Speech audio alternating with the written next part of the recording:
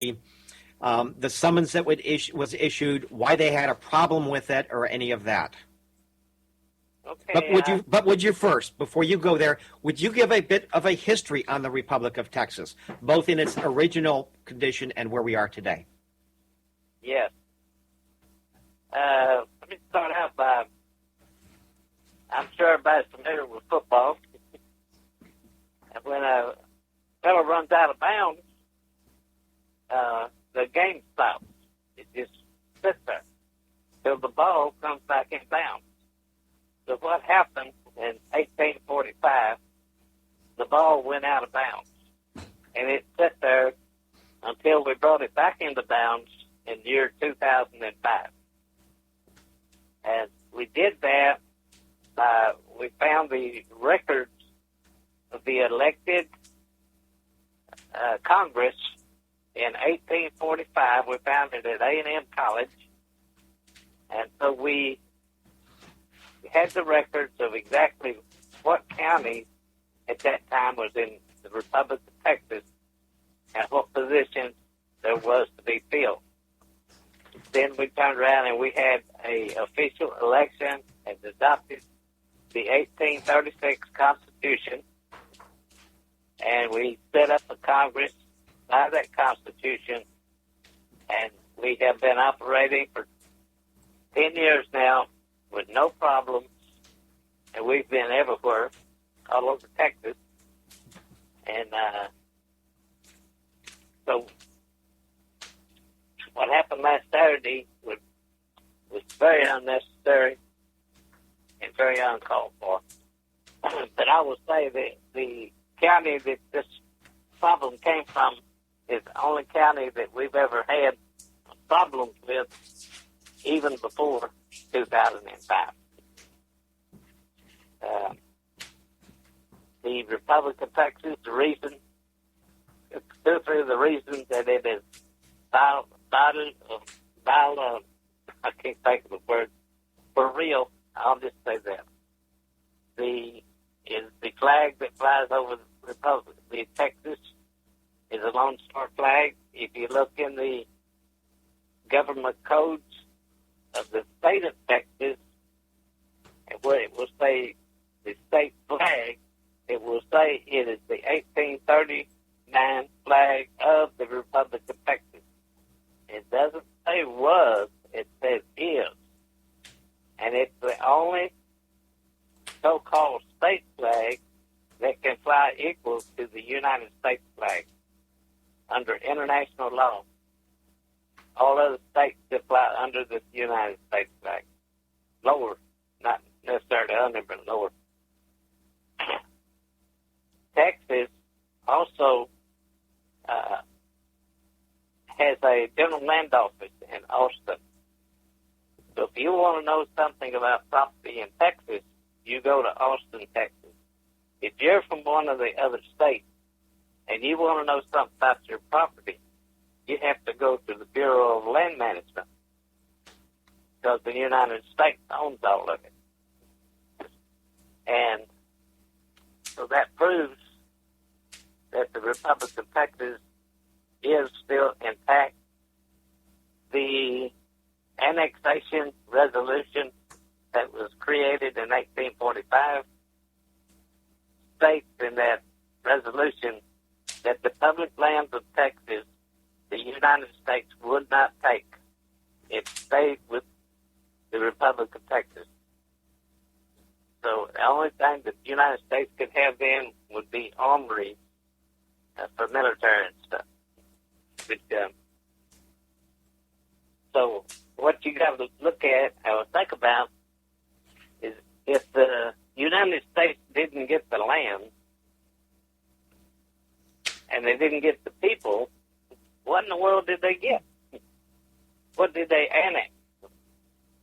Well, if you look, well, we have a document from Dun and Bradstreet, which all corporations are registered with Dun and Bradstreet, and this document states that all courts, from the Supreme Court down to the municipal courts in the state of Texas, for corporation for-profit courts.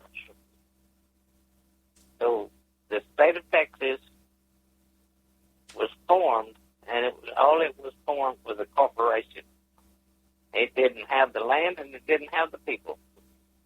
Well, Wow. for the past 100 years or 160 years, of course, you know, they did the old boil the frog trick and slowly captured the people and put them into slavery. The same, made them the same as the other United States did. California has the same chance of doing exactly what we're doing. They still fly their republic flag. I'd heard think that. I think it says republic on it.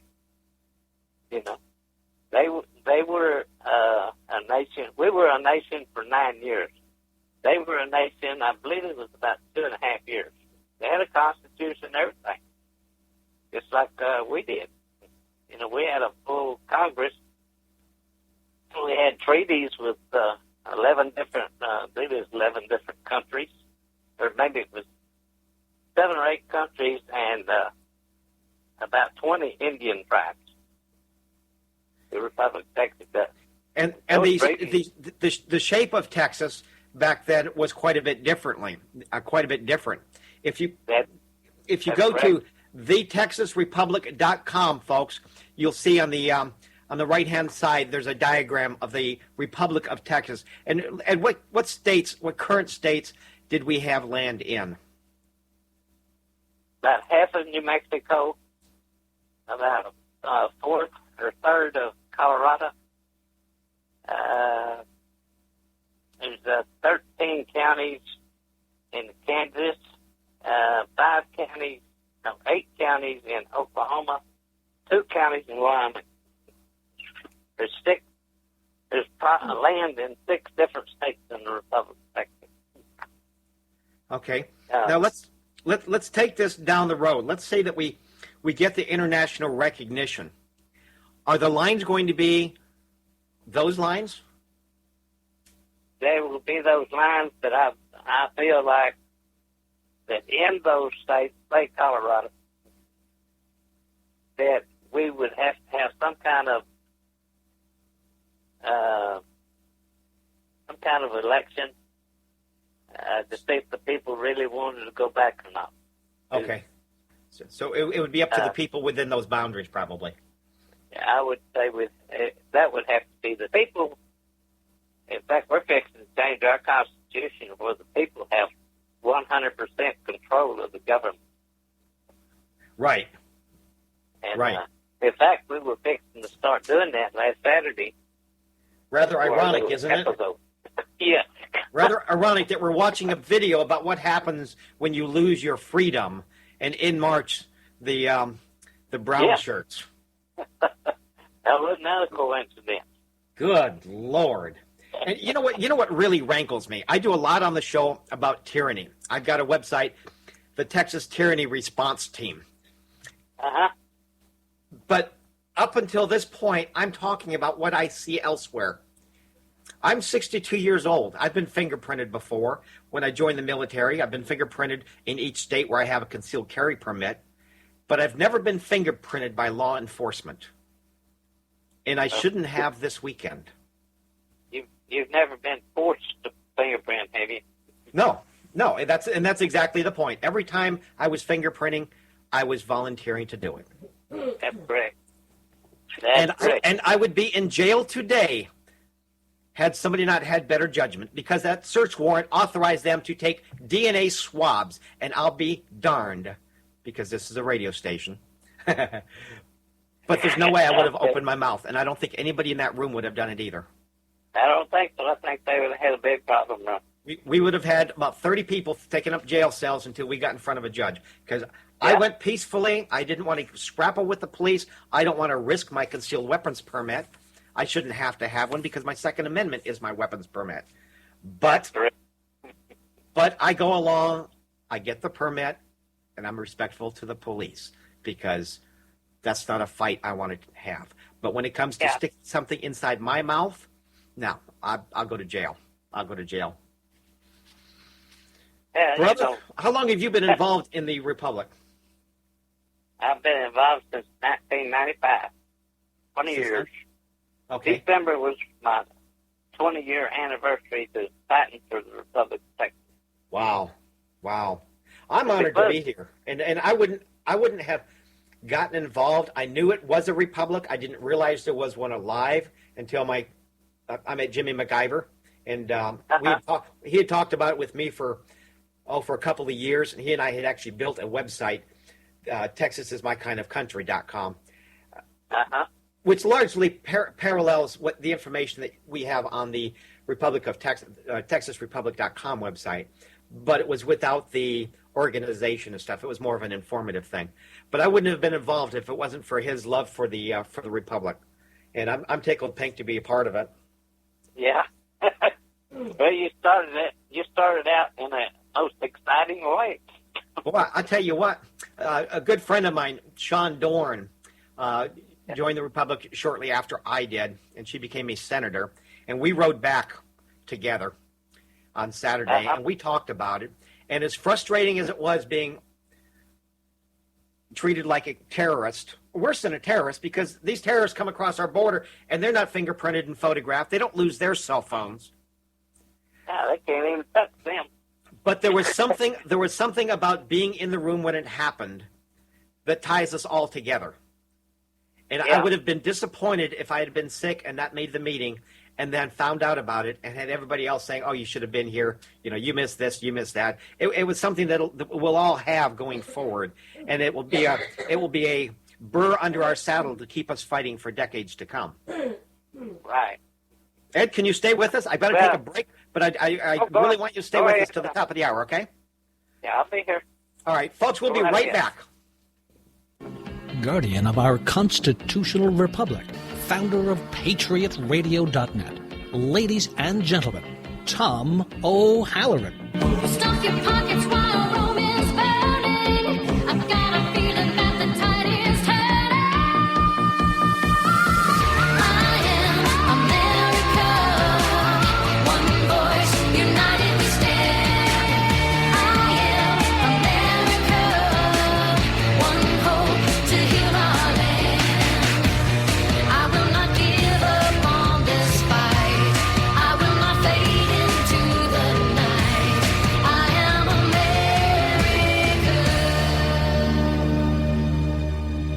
Welcome back. This is the Tuesday night edition of the Patriot Radio Show. I'm your host, Tom O'Halloran. On the phone with me tonight is my friend, Patriot brother Ed Branham. He's the Vice President of the Republic of Texas. He's the Senate President. And we are discussing the raid that was held upon our meeting last Saturday when we were raided by sheriff's deputies from 5 counties, the Texas Rangers, the Marshals, the FBI, fingerprinted, photographed. We had our cell phones, personal papers, and laptops stolen from us. Now, Ed, I'd like to step outside of the Republic versus state issue for a moment, if I may. Okay. I know you're not a lawyer, but I also know that you've been in communication with several members of our organization that are lawyers. Our fight with the state and with the United States is going to take years. This is going to be done in international courts. But let's look at the battle that these state officials brought upon us this weekend. There are 2 things that concern me.